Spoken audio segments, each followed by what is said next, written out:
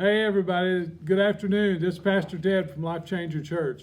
I hope you're reading along in Proverbs with me. Today is the 15th, so it would be Proverbs chapter 15 that we're studying together, at least reading through together.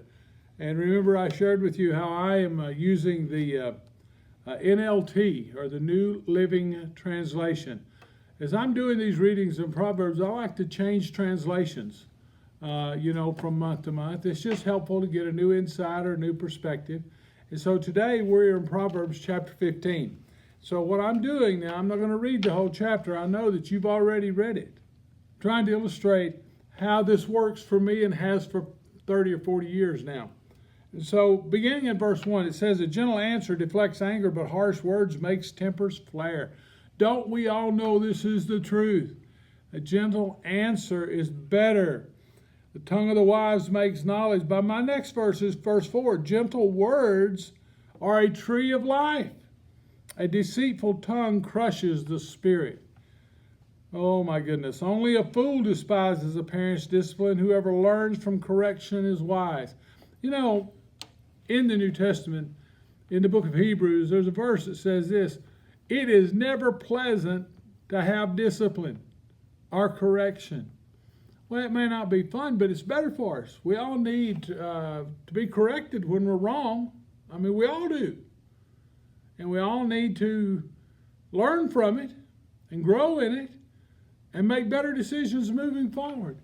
Just today, I heard a testimony about someone who, a couple of years ago began to make better choices.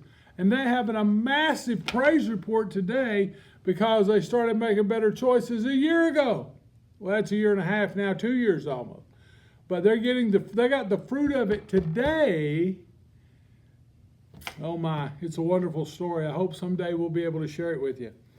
All right, let's go down to the next verse that I got highlighted. Verse 10, "Whoever abandons the right path will be severely disciplined. Whoever hates correction will die." There it is again. Oh my goodness. And then again, verse 16, "Better to have little with fear for the Lord than to have great treasure in inner turmoil." Friends, listen, we're living in a time where there's a lot of inner turmoil. And it's better to have peace with God and trust God. It surely is. Continuing on. Now remember, I'm not reading every verse. I'm just highlighting what the Lord spoke to my heart about. "Plans go wrong for lack of advice. Many advisors bring success." Just today, I was calling people for counsel because I need advice. I need the collective wisdom of the brethren and sistren. There you go. My next verse that I highlighted is in verse 32. "If you reject discipline, you only harm yourself. But if you listen to correction, you grow in understanding." Oh my goodness, that's almost at the end of the chapter. So friends, listen, as the Lord's trying to teach us as disciples of the Lord Jesus Christ, it means we're going to learn some things that forces us or invites us to make changes that will produce fruit in our lives. Will produce fruit in our lives. It really will. Hey, I want to thank you for reading through the Proverbs with me. Remember, on Sunday morning, this Sunday morning, we'll be live streaming at 10 o'clock. I hope you can tune in, as we've been doing now over the last couple of weeks. If you want to be here or you feel like you need to be here, well, the doors will be open. But we are practicing social distancing.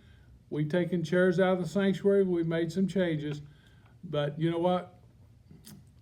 We've been having a wonderful time doing these live stream broadcasts. I hope they're a blessing to you. God bless you, and I'll be talking to you soon.